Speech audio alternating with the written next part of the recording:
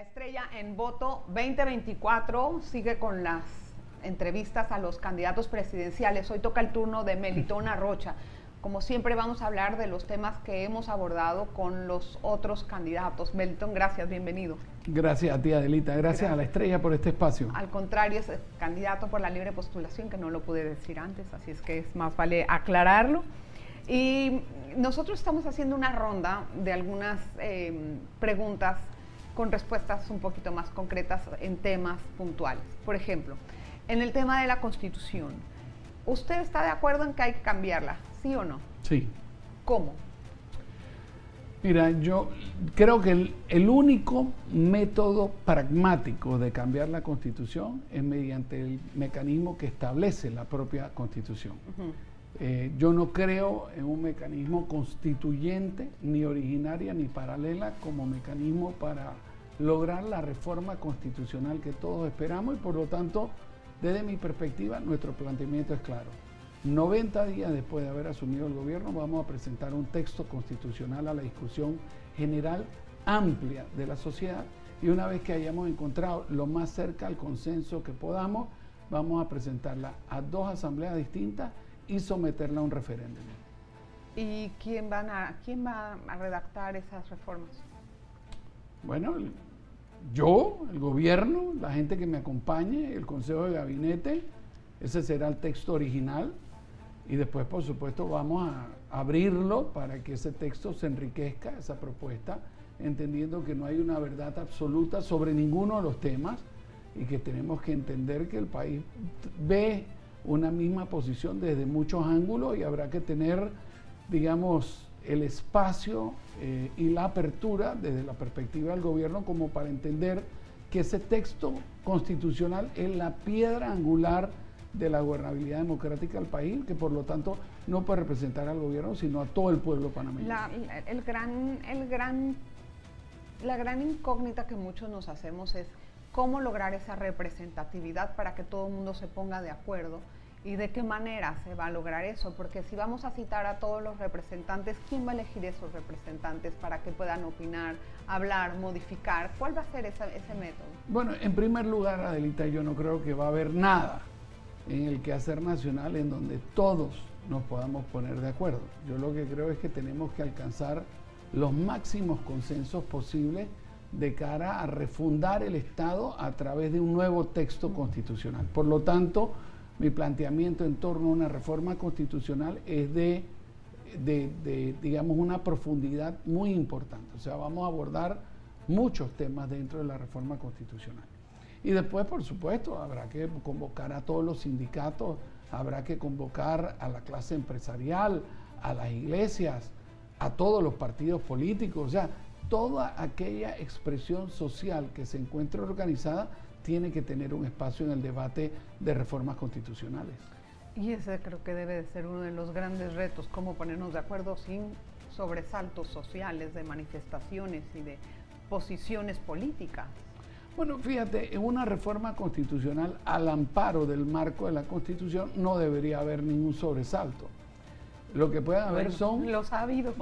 Bueno, lo que pueden haber son miles de posiciones distintas y aquí tendremos que tener la madurez de saber cuándo tenemos un texto constitucional que refleja el interés y la visión de futuro, no de pasado del país, por la mayor cantidad de la sociedad civil organizada. Y nuevamente, te digo, sociedad civil, sindicatos, gremios empresariales, partidos políticos, todo el mundo tiene que ser parte de la discusión. También otro tema álgido y que pues, todo el mundo está de acuerdo en que tenemos que meterle la mano es el tema de la caja de seguro social. En este sentido, ¿cuál puede ser su fórmula para salvar el déficit del IBM? Mira, yo creo que antes de contestar esa pregunta hay que plantearnos cuál es la dimensión del problema. Y aquí lo tenemos, ¿no? La Caja del Seguro Social tiene un presupuesto más grande que el de la República de Nicaragua. Tiene más de 30.000 personas que trabajan en ella. En este momento se me escapa la memoria, pero más de 5 billones de dólares de presupuesto sin ninguna duda. 5.000 millones. Más de 5.000 millones de dólares de presupuesto. Más de 30.000 empleados. Y resulta ser que cuando tú vas a requerir un servicio médico, pues aun cuando tenemos más de 30.000 funcionarios públicos que trabajan en la Caja de Seguro Social, tú no encuentras una enfermera, tú no encuentras un doctor, tú no encuentras un asistente médico, no encuentras una camilla. No te voy a decir si encuentras una habitación y mucho menos entremos en los temas de mora quirúrgica o medicamentos, con lo cual desde la perspectiva de la prestación de servicios médicos, que no es un programa deficitario la Caja de Seguro Social, el mismo no es deficitario porque si tú tienes los recursos suficientes, tú no te atiendes en la Caja de Seguro Social. Entonces hay que devolverle en primer lugar la credibilidad a la gente de que esa parte del sistema de la seguridad social funciona. Y eso significa que tú puedas realmente hacer una cita telefónicamente. Hoy, aun cuando en el texto dice que lo puedes hacer, si tú tratas de lograrlo no lo vas a poder conseguir. Mira, yo estuve en la clínica JJ Vallarino, llegamos a las 2 de la mañana, es una policlínica de especialidades médicas. A las 7 de la mañana se abrió la puerta. El medio de edad eran 65 años y ahí lo que hubo fue peleas y gente que se cayó porque estaban desesperados por conseguir una cita. Eso en pleno siglo XXI es inadmisible.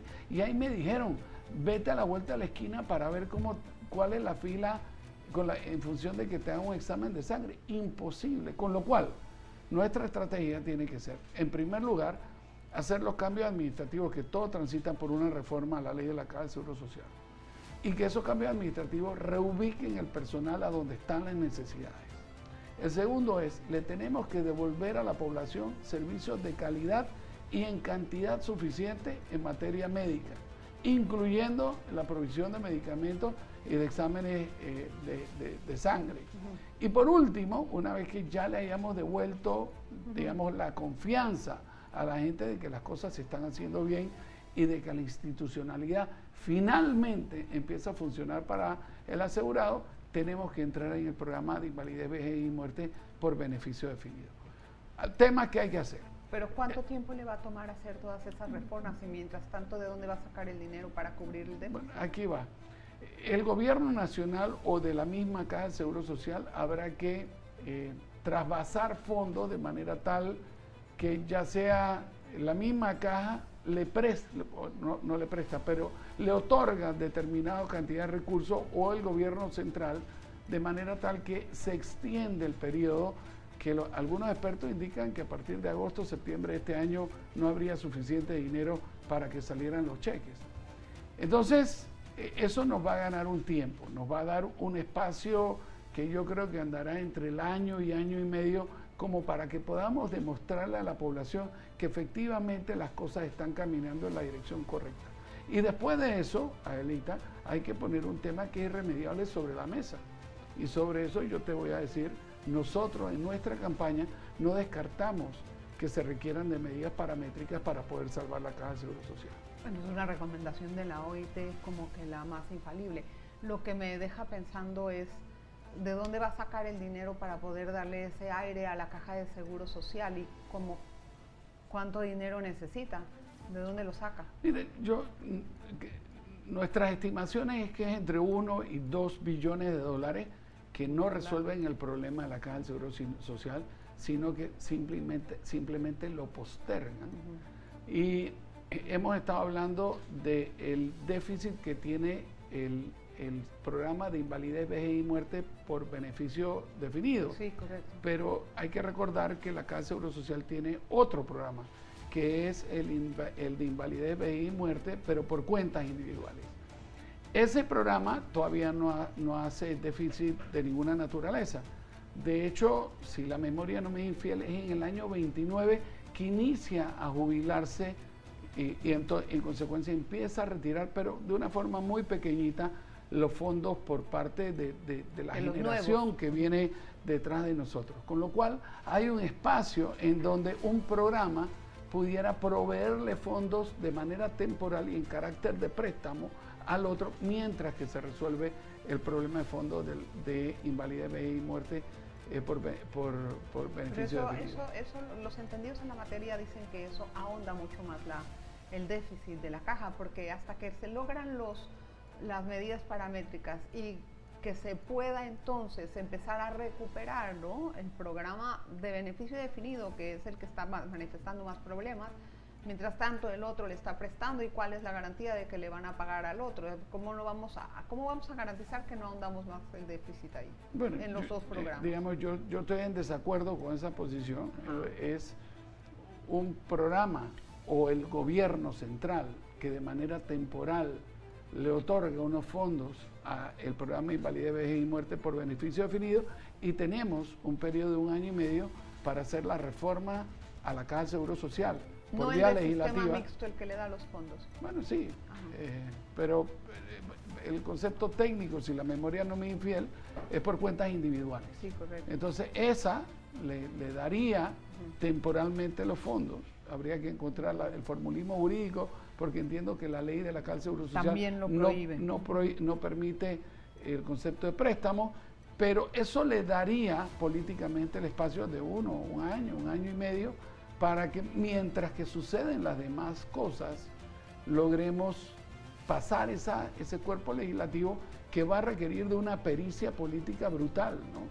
Porque hay que entender que eso muy probablemente significará poner sobre la mesa el aumento de las cuotas, el aumento de la edad, o mayores aportes por parte de los empresarios, o mayores aportes por parte de los trabajadores, o una combinación de algunos de estos temas. Con lo cual, ese reto político que existe por delante de presentar un proyecto de reforma al sistema de invalidez, vejez y muerte, y por ahí mismo yo creo que hay que aprovechar para reformar integralmente la Caja del Seguro Social, va a requerir de mucho talento. Y de mucho liderazgo. Por supuesto. Bueno, vamos a pasar al tema económico, tomando en cuenta esa respuesta. Hay mucho fervor por la generación de empleos formales, ¿no? Todo el mundo está hablando acerca de la informalidad, pero nadie nos explica cómo van a generar empleos formales. Una de las fórmulas que apuntan los economistas y personas que conocen de este tema es atrayendo la empresa privada, dándole confianza que regrese, pero son cosas etéreas, que se ven, pues, tal vez con los hechos y con el tiempo, y toma su espacio. ¿Cuál va a ser su fórmula para generar empleos formales? Mira, yo creo que hay que retratarlo de la siguiente manera. Total de desempleo, de acuerdo a la última encuesta, 7.3% en agosto del año pasado, si la memoria no me es infiel. Esos son los últimos datos. De ese 7.3%, más de la mitad de los desempleados tienen menos de 25 años. Con lo cual, uno puede ver la frustración que existe en términos generales, pero muy especialmente en la gente que acaba de terminar la escuela y acaba de acabar la universidad. Otro dato muy relevante, a los cuales la gente le para muy poca atención, es el número de renuncias. El año pasado el número de renuncias fueron 4.000. ¿Qué quiere decir esto, Adelita? Cuando la gente no renuncia es porque no hay movilidad laboral. Tú no encuentras mejores posibilidades de trabajo, con lo cual te aferras a tu empleo. Y nosotros tenemos que salir de ese ciclo económico y ofrecerle esperanza a la gente. La esperanza es que mañana va a ser mejor que hoy y que tus hijos les va a ir mejor que lo que te ha ido a ti. Y la pregunta es cómo lo hacemos. Y yo creo que, si bien es cierto, algunas personas, de hecho algunos candidatos, han dicho que la mejor manera es devolverle la confianza.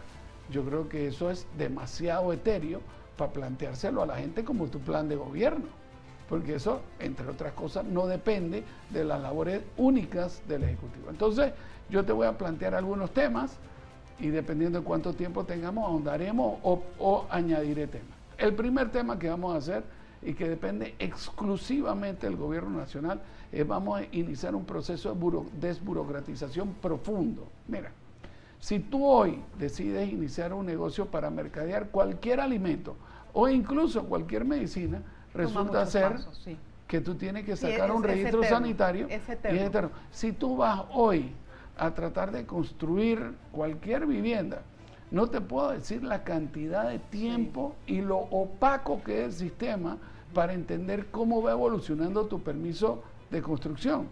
Y como eso, te puedo mencionar una cantidad muy importante de trabas burocráticas que impiden el crecimiento económico. Entonces, uno es eso, desburocratizar. Claro, y eso significa, para los que nos están escuchando y que a lo mejor, ¿sabes? La palabra es demasiado sofisticada, es lo siguiente: si yo logro recortar que tu permiso de registro sanitario salga más pronto, entonces quiere decir que tú empiezas a comercializar tu producto más rápido. Si tú logras obtener tu permiso de construcción de una manera más transparente y más rápida, hay alguien que va a repellar, llanear el piso, van a venderse los bloques, las varillas de acero, las ventanas. Eso permite que el capital fluya, que el sistema bancario haga los préstamos que correspondan y hace que la máquina de la economía ande.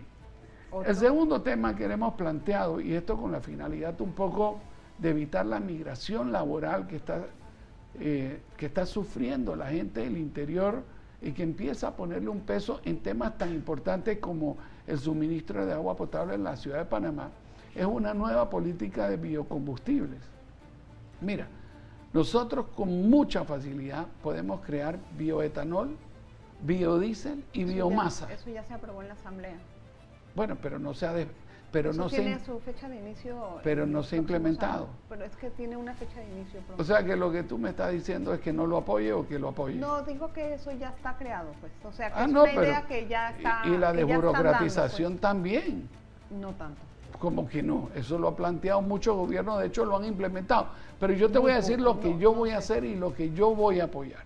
Entonces, ese proyecto, como muchos otros que están dando vuelta por el país, lo vamos a perfeccionar de manera tal de que no haya una factura energética que se exporta, que hace que exportemos dinero, que permite que esos recursos se queden en nuestra economía nacional, que no debe tener un impacto en el precio de los combustibles y que permite que en muy corto plazo se planten aproximadamente 20.000 hectáreas de caña de azúcar y que con la tecnología se creen hasta 37.500 empleos. Te voy a plantear otro tema, que nuevamente la ley también existe. Habrá que retocarla porque no ha tenido el efecto que esperábamos. La ley de sede de empresas multinacionales para manufactura liviana. Teniendo el Canal de Panamá, teniendo el aeropuerto de Tocumen y teniendo los tratados de libre comercio, yo creo que tenemos que encontrar importación de productos que se ensamblan, obtienen el valor de contenido nacional que les permite darle origen panameño y aprovechando toda esta capacidad logística se reexportan desde Panamá, haciendo que nuestros puertos no sean un puerto de traspaso de mercancía, sino de origen de mercancías. Y eso le va a empezar a dar viabilidad al puerto de Agua Dulce, a Puerto Armelle, no solo al eje logístico que gira en torno al Canal de Panamá. Podríamos seguir si quieres, pero vi que ya hemos... Sí, tenemos el tiempo un poquito apretado, pero ha dado un pantallazo, ¿no? Esa caña de azúcar no es para favorecer a Varela, ¿verdad? La verdad es que no me lo había planteado nunca. Pudiera elaborar en la pregunta para ver de dónde viene. ¿Cómo se le pudiera cómo pudiera favorecerle? Bueno, con las plantaciones y luego la exportación y todo el trabajo que hay ahí. Oye, pero entonces el planteamiento tuyo es que Varela Hermano es deficitario en caña de azúcar. No, al contrario, pienso que si vamos a ingresar en ese nuevo mercado va a necesitar empresas que hagan esas plantaciones ya hay muchos encarrilados. Yo nada más pregunto por saber cómo pregunta suelta. No estoy entendiendo la pregunta. No importa, vamos a pasar a la siguiente, en materia de seguridad. Meliton. No, pero es que sí es importante, no me puede decir aquí enfrente de la cámara que no entendemos. Creo que es importante porque lo que está detrás de tu pregunta es la vinculación mía con Varela. Entonces yo la quiero aclarar de frente aquí a la cámara. Vamos a aclararla aquí de frente a la cámara. Yo te puedo decir, en los últimos 8 o 9 meses yo habré hablado una vez con Varela. Fui ministro de su gobierno, cosa que es de conocimiento público y notorio. Renunció a su gobierno como ministro de Estado para regresar a ejercer mis labores como diputado y después me pidió que fuera su embajador en Naciones Unidas. Tenemos una relación cordial de carácter profesional. y yo creo que hasta ahí lo dejaría. Ok, aclarado el punto. En materia de seguridad, Meliton, hay muchos hechos que vinculan tal vez a los políticos con el narco, ¿no? Así es. Entonces, las herramientas que puede tomar en cuenta para poder evitar o combatir eso, ¿cuáles serían? Pues es una pregunta muy profunda y muy completa. A ver, primero empecemos por el temor. Resulta ser que el país ha perdido ya determinados espacios territoriales frente al narcotráfico. Correcto. Yo creo que no es ningún secreto para mucha gente que hay espacios territoriales que están controlados por las bandas que prestan sus servicios al crimen organizado y muy especialmente al narcotráfico. Sí. Y entonces empezamos a ver ya el inicio de la sustitución de la gobernabilidad democrática que debería residir en función del Estado de Derecho en el gobierno, y lo estamos empezando a ver que grupos que se dedican a actividades criminales empiezan a realizar actividades de esa naturaleza. Con lo cual, digamos, es un tema de enorme preocupación para mí y la razón principal por la cual decidí correr a la presidencia. Entonces la pregunta es muy importante. Hemos visto cómo, por ejemplo, la Policía Nacional en determinados casos, cuando intenta hacer allanamientos, la capacidad de fuego de la Policía Nacional es mucho menor que la de estas bandas organizadas, con lo cual uno empieza a ver no solo que tienen mayor capacidad de fuego, sino además que empezamos a normalizar el sicariato. Normalizar porque aquí ya todos los días amanece una o dos personas que fueron ajusticiadas y la sociedad vive sin el estupor que probablemente una década atrás hubiese generado una cosa de esta naturaleza. Entonces, en ese sentido, pues nosotros hemos planteado que vamos a incorporar una unidad especializada en crimen organizado, especialmente en temas de narcotráfico. ¿De inteligencia o de la policía? De inteligencia. Aparte de la DIF, por ejemplo. Todavía no puedo comentarte si estaría radicada dentro de la DIF, si estaría radicada dentro de la Procuraduría General de la Nación, o si estaría, o si sería un equipo de colaboración conjunta dentro de los cuales estuviera, digamos, la Dirección General de Ingresos, el Registro Público, la Superintendencia de Sujetos Financieros No Regulados, la Policía Nacional, la DIJ, en fin. Multidisciplinario. Eso es un tema que todavía está por definirse. El segundo es la penetración de esto dentro de los estamentos que están llamados a combatir esto en la primera línea. Y a esto me refiero a la Policía Nacional y por supuesto me refiero al Ministerio Público y al órgano judicial. Hoy habían algunas noticias en donde habían capturado a alguien que pertenecía al sistema de justicia por estar vinculado al narcotráfico, y creo que eso se combate con declaración de estado patrimonial anual, con declaración de conflicto de interés anual para todos los funcionarios. ¿Público o privado? Privado, pero además con un sistema aleatorio de verificación. ¿Y por qué privado y no público? Bueno, porque todo el mundo tiene derecho a su intimidad. Eso yo creo que... Bueno, pero debería de tener alguien que pueda fiscalizarlo, porque si es privado... Pero lo acabo de decir. Sí. Una institucionalidad que de manera aleatoria escoge y va y verifica si lo que tú declaraste se parece a tu realidad. Y yo creo que ese sistema tiene que purgarse en sí mismo, sabiendo de que evidentemente habrán momentos en que algunas unidades quedarán comprometidas, pero el sistema tiene que sanearse él solo.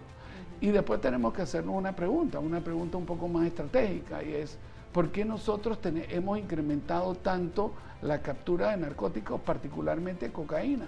¿Qué podemos hacer para lograr de que nosotros no estemos en el epicentro del narcotráfico? Bueno, y esa es la siguiente pregunta, que si va a continuar con el modelo actual del combate al narcotráfico o piensa variarlo.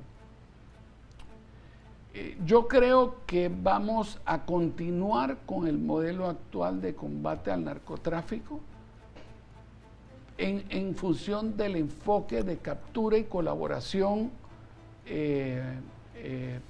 en materia investigativa para prevenir que la droga que ya ha entrado a la República de Panamá no haga el daño que está haciendo en todas sus manifestaciones, pero vamos a establecer una política pública para tratar de que el problema no se origine.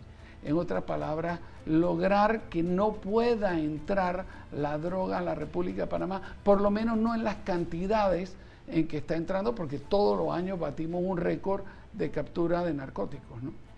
Pero ¿cómo vamos a evitar eso? ¿Cómo vamos a evitar Bueno, que no entre? a ver, yo creo que primero con colaboración con otros gobiernos en materia de suministro de información de inteligencia, y el segundo, robusteciendo, digamos, la vigilancia de nuestras costas, de manera tal que sea más fácil a estos bandidos que pasan por las costas de Panamá correr el riesgo de seguir más hacia el norte que desembarcar en Panamá y iniciar ese tránsito de la cocaína por vía de la Panamericana. Tal vez eso es lo primero. Lo segundo es que tenemos que ponerle, digamos, el orden que, por ejemplo, le han puesto a algunos otros países en el combate al narcotráfico.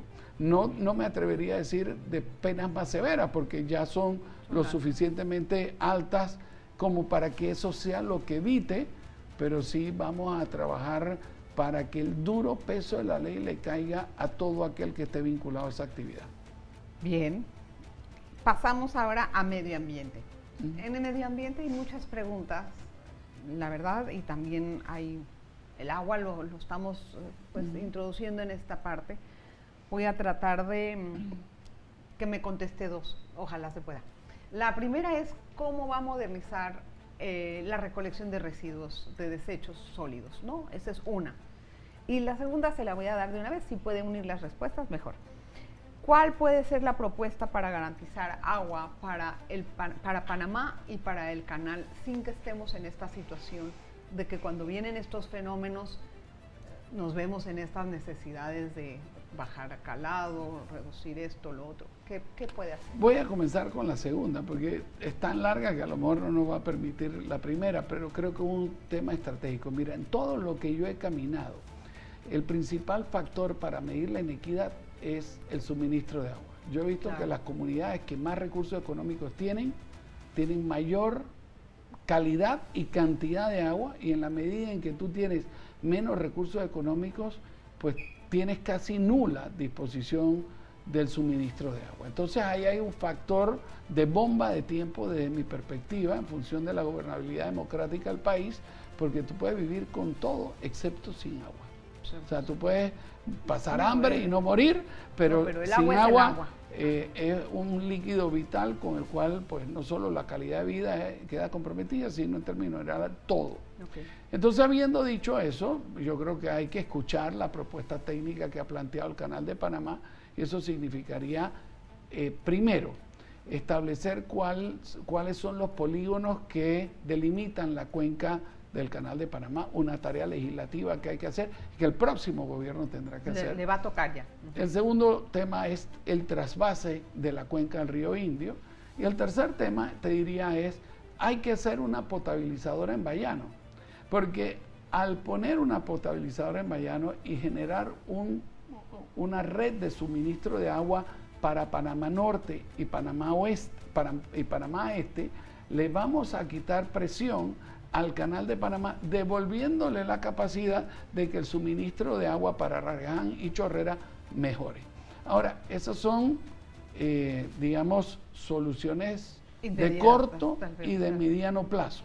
Pero lo cierto es que si nosotros no tenemos una política de generación de empleo y generación de riqueza en el resto del país, lo que vamos a tener, si continúa el efecto migratorio a la ciudad, es que tal vez lo resolvamos para 2,5 millones de habitantes. Pero si Panamá tiene 5 millones de habitantes, ¿de dónde vamos a traspasar? Bueno, traspasamos del río Bayano. Y si llegamos a ser 7 o una gran metrópoli, con lo cual lo que estoy planteando es que todo esto tiene que venir de una mano, digamos, una política pública que tenga en mente la descentralización de la riqueza y que amortigüe, digamos, todo el movimiento de personas del interior que encuentran en la ciudad de Panamá como el principal lugar para hacer riqueza. Descentralizar un poco. Un par de temas adicionales sobre este tema. Panamá tiene 52 cuencas de agua, el quinto país del mundo en donde más llueve, y resulta ser que si hoy te vas a provincias centrales te vas a encontrar montones de lugares en donde no hay suministro de agua potable. Por lo tanto, mi planteamiento es que nosotros tenemos que hacer una planta potabilizadora en la parte alta del río Santa María, de manera tal que podamos darle agua, suministro de agua potable a todas provincias centrales y haber aguas. Sí, la cosa es el recurso de dónde vamos a sacar, ¿no? Cuando hay sequías y eso cómo lo vamos a administrar. Pero quería que me ayude con la primera pregunta, que era, ¿cuál sería su plan para tener un proyecto moderno sobre los desechos, residuos? Bueno, te voy a decir cuál es mi visión. El negocio de la basura es tan grande y los intereses que se están peleando el negocio de la basura como instrumento para la generación de energía es tan grande que al final nadie ha podido poner orden en el tema. Sí. Y la consecuencia la está pagando el pueblo panameño. Consecuencias que son de variada naturaleza. Primero, la ausencia de una recolección ordenada de basura. O sea, esto es inadmisible en pleno siglo XXI porque lo que requiere son camiones de basura y gente que pues tiene la idoneidad para recoger la basura y llevarla al punto de descarga. Y con respecto a eso, pues hay que hacer una nueva legislación tanto para la autoridad de aseo como para los municipios, de manera tal que le pongamos un poco de orden y requerirá de algo de presupuesto, pero no encuentro que eso sea una gran dificultad. Un reto un poco más importante es la gestión de los vertederos, y sobre ese tema, pues lo único que hemos hecho como país hasta el momento, y especialmente esta administración, es hacerlo todo mal, ¿no? Qué malo. Tuvimos una gran crisis ambiental y sanitaria hace pocas semanas, en donde el vertedero de basura de Patacón resultó ser que durante varias semanas se pasó contaminando toda la ciudad de Panamá y comprometiendo la salud de cientos o miles de ciudadanos panameños, y eso venía antecedido unos días antes de también en Penonomé de una quema descontrolada del basurero de esa ciudad, en donde las autoridades no podían ponerse de acuerdo de quién era el responsable de tratar de acabar con el fuego. Con lo cual lo que tenemos que tener son contratos de concesiones administrativas que operen en función del beneficio panameño y cuyo bien jurídico tutelado no excluya la preservación del medio ambiente y la salud de todos los seres humanos que viven en torno a los vertederos de basura. Bien. Hoy Melitón es presidente. ¿Cuál es el primer El 1 de julio. Bueno, por ejemplo, ¿no? ¿Cuál es el primer movimiento que va a hacer en educación? Mira, primero creo que hay que retratar el problema, ¿no? 7.500... Pero conocemos. No, pero tal vez la gente que nos está viendo por ahí no. A ver. Son 5.700 millones de dólares de presupuesto de educación. 3.500 millones que se le dedican solo al Ministerio de Educación, y sin embargo, en las pruebas PISA, Panamá aparece como un país colero y no puntero. Bien. En matemáticas, ciencia y comprensión, en vez de avanzar, o nos hemos mantenido, hemos avanzado muy poco, o incluso en algunas áreas hemos retrocedido, con lo cual estamos invirtiendo mucha plata, obteniendo un resultado que tal vez no es el más idóneo, y que cuando lo comparamos con la media internacional, resulta ser que países que invierten menos que nosotros por alumno, por ejemplo, como Costa Rica, resulta ser que tienen una mejor calidad educativa. Entonces, ahí está el problema. Ahora tenemos que ver cómo se resuelve. Cuando tú ves que el IFARU tiene el gran escándalo de auxilios económicos, que no es otra cosa que regalarle plata a la gente, pues tú tienes que preguntarte si lo están haciendo por competencia o por necesidad económica. Y hasta este momento, pues a través de los medios de comunicación se ha identificado que mucha de la gente no tenía necesidad económica y nadie ha comprobado que tenía la idoneidad y la competencia académica como para haber recibido ese regalo. Con lo cual, tú tienes un montón de gente frustrada que están estudiando como locos, que tienen excelentes notas y que además no tienen los recursos, que no logran encontrar esas oportunidades. La gran pregunta en materia del sistema educativo es ¿qué estamos haciendo? El sistema educativo solía ser, no solo en Panamá, sino en todos los países del mundo, premiar al estudiante que contestara mejor la pregunta. Pero yo me atrevería a decirte hoy que en el siglo XXI, en donde todo el mundo tiene un teléfono celular a la mano y a través de ese aparato acceso universal a todo el conocimiento, y por el otro lado, con el despliegue de inteligencia artificial, yo creo que ya la importancia no es si sabes contestar bien la pregunta, la importancia está en si sabes formular bien la pregunta. Y ese reto significa el cambio completo de toda la institucionalidad administrativa, en donde tenemos que volver a reentrenar a todos los maestros y profesores para que sepan enseñar no de espalda a la tecnología que se nos viene encima, sino abrazando la tecnología y enseñándole a los estudiantes cómo la tienen que poner en buen provecho para poder generar las plazas de empleo que va a ofrecer el país hacia adelante. En ese aparte, ¿haría una evaluación docente? Totalmente. ¿Cómo la haría? Bueno, primero, a ver,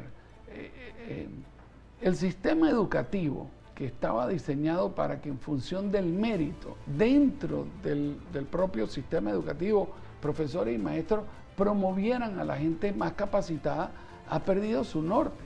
El sistema se ha politizado y en vez de que promover al maestro más capaz, lo que estamos promoviendo es a la persona políticamente más vinculada conmigo. Y eso evidentemente que no es para todo el sistema, sino para un grupo reducido del sistema, hay que cambiarlo inmediatamente. Despolitizar. Despolitizarlo, efectivamente. Lo segundo es entrenamiento, y cuando nos cansemos de entrenar a los profesores, darle más entrenamiento. Pero entrenamiento de cara al siglo XXI, no de cara al siglo XX, que es lo que está haciendo nuestro sistema educativo. Sí. En materia de transparencia, es un asunto que últimamente pues, ha sido un puntal mucho más de exigencia de la sociedad, ¿verdad? Entonces, me pregunto, ¿cuáles son los métodos específicos de consulta pública que va a emplear usted para tomar decisiones? Bueno, mira, creo que vamos a ofrecerle al país una cosa muy distinta a lo que le ofreció este gobierno. Este gobierno hace no muchos meses atrás le planteó una reforma a la Ley de Transparencia y Acceso a la Información que muy lejos de ofrecerle más transparencia al pueblo panameño, lo que le ofrecía era más opacidad. Entonces yo creo que ese cuerpo normativo ha tenido su vigencia, ha sido muy importante, pero yo creo que es momento de revisitarla. Y en ese sentido, pues, vamos a revisitar esa norma, ese texto legal, de manera tal de ver cuáles son las áreas de mejora con la finalidad de que todo el mundo desde su computadora tenga acceso a ver absolutamente todo. Y ahí hay mucho trámite que si tuviera, digamos, mayor transparencia, pues sería uno de los factores más importantes en reducir significativamente la corrupción. Porque en la medida, por ejemplo, que los trámites administrativos entran al sistema de la naturaleza que tú quieras, incluyendo incluso los judiciales, si tú vas viendo que se respeta el turno en el que entraron, son el que salieron, entonces uno le empieza a dar determinada racionalidad al tema. Y si no se cumple, entonces la ciudadanía y el ciudadano incluso que está solicitando el trámite puede empezar a cuestionar a la autoridad. El tema de el habeas data, yo creo que tiene un espacio de mejora en donde tendremos que revisitar esa normativa para que el tema obligue al funcionario a que conteste lo que se le pregunta, ¿no? Pero sí, hay un compromiso de parte mía con la transparencia y vamos a fortalecer la misma durante mi gestión de gobierno. En esta parte, bueno, hablamos un poquito más de la persona, ¿no? Del candidato. Uf, ahora sí se complicó la cosa. Bueno, la primera, que esta es una pregunta que me gusta. La otra toda me la sabía, ahora vamos a ver qué viene. ¡Qué preocupación contigo! Bueno, la primera es cuando miente. ¿Cuándo miente? No, nunca miento. Ay, todos mira, mentimos. ¿no? Todo el mundo me dice nunca miento, mira. En algo mentimos. El lenguaje es lo suficientemente amplio para que tú no tengas que mentir diciendo la verdad. O sea que usted esquiva la respuesta. Puede ser, pero no soy mentiroso y te voy a contar por qué. Para ser mentiroso tienes que ser alguien supremamente inteligente. Ajá. Y yo no voy a ser el tipo que viene aquí enfrente tuyo de la cámara y todos los que nos ven para presumir de inteligente. Pero, ¿sabe que el omitir es mentir? Bueno, Pregunto. No, desde mi perspectiva no. No. Desde mi el omitir perspectiva no es mentir. No.